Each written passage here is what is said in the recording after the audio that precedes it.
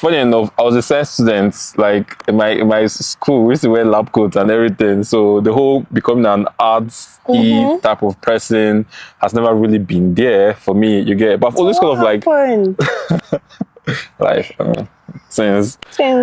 Hi lighters, welcome to another episode of Lowkey Lessons. And with me here is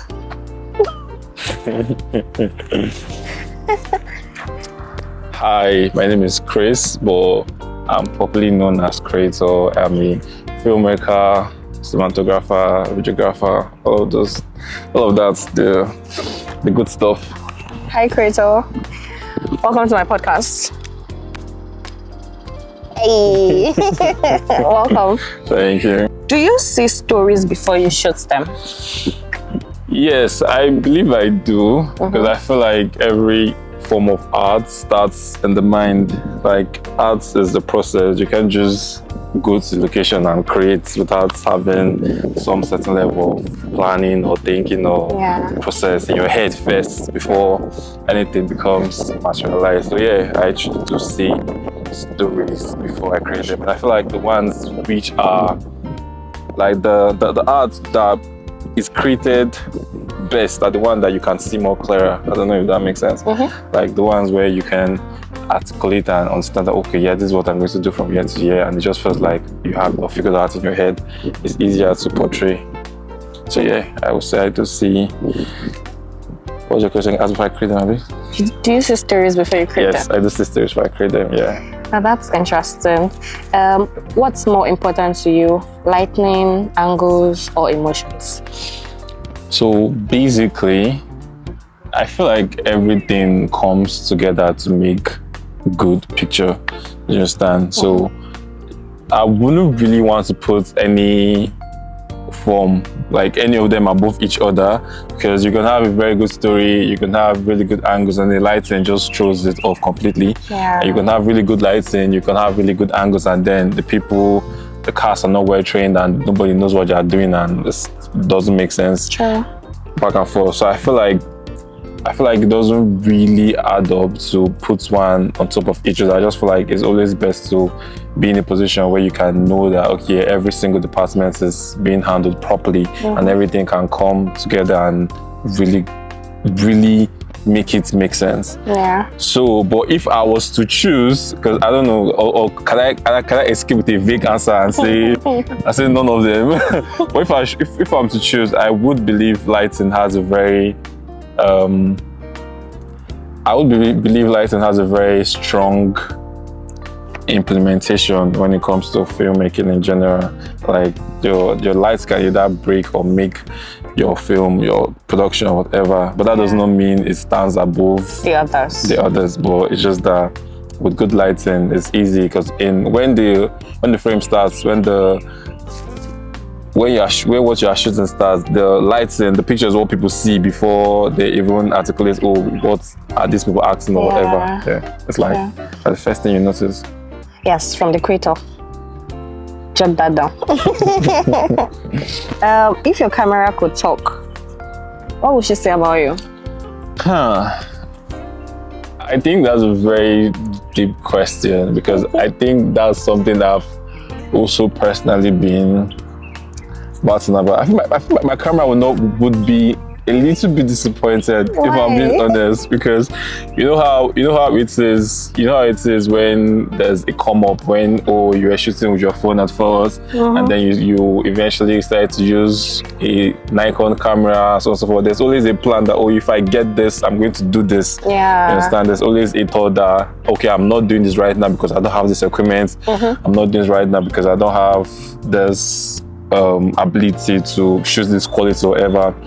But right now it feels like it's there, and I would not wholeheartedly say I don't have everything you wanted. Yeah, I will not wholeheartedly say in my mind that yes, I've used it to its fullest potential. Yeah. So I would say that if it could talk, it would tell me to do more.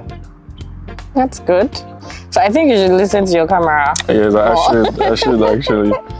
How has God influenced your creativity?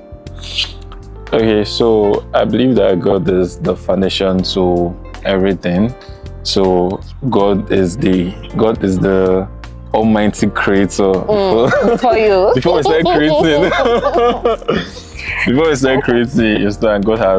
God made all of this possible. He's the one who drew the picture and set everything in motion. So he plays a very big role when it comes to the whole process of creating, because you have to go and tap from the creator's energy first before you want to do your own bare human things. So I'm curious, how did the name creator come in place?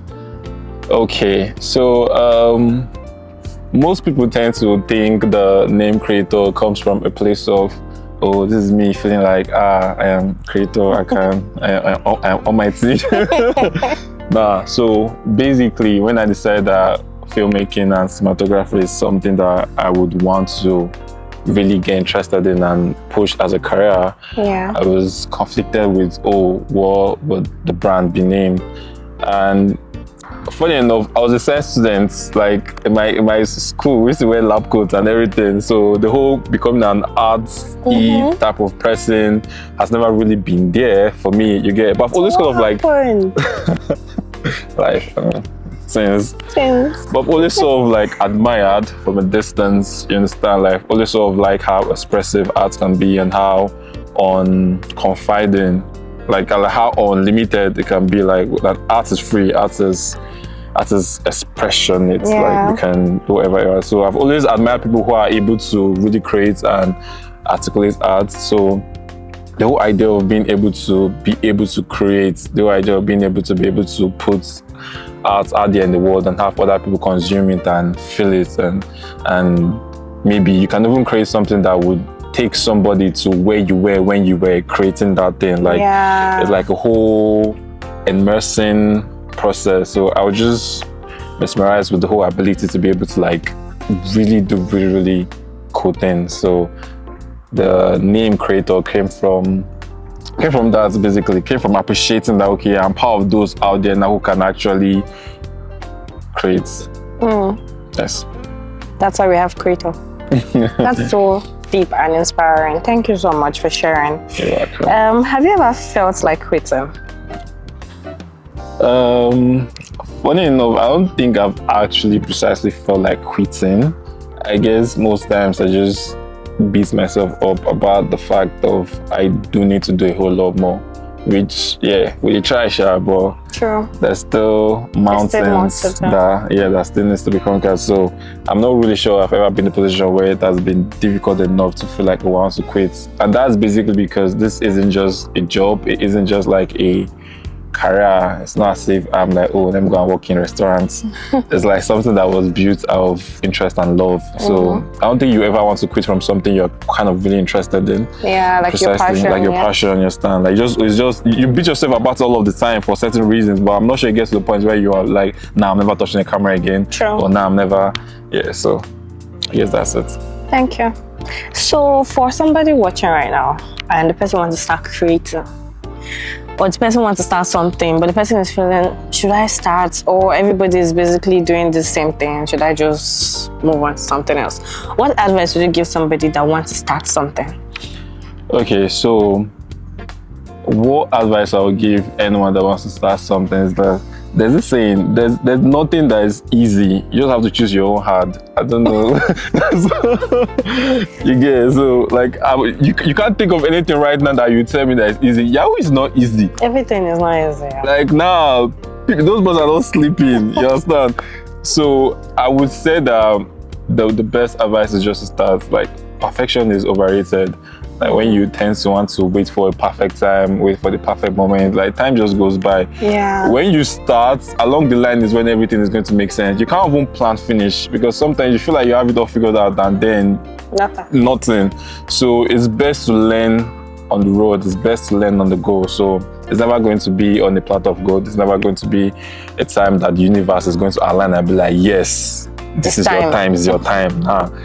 It's always good. It's just going to make sense along the line, precisely. So my advice for anyone who feels like And then for it feeling like, oh, the industry is saturated, there are a lot of people doing it. There's so much space in the sky for everybody to fly. True. You understand? Like true. Nigeria alone has how many people? Do you think one person can handle 500 clients? Nah. So there's always space as long as you know what you're doing. As long as you can implement value and you are able to do it good. You're always going to be sought after. So yeah, that's good. Thank you so much for sharing. Can you tell us your Instagram handle so we can find you? So my Instagram handle is creator_dir. So that's like creator director, but it's dir like abbreviation. So creator_dir, and that's like in every platform, Instagram, TikTok. But I'm more like active on Instagram, so I guess that's where most of my things are. Instagram boys. And thank you so much for coming for this podcast. You're welcome. Hey. I hope it's nice. I hope too. I hope we're on focus.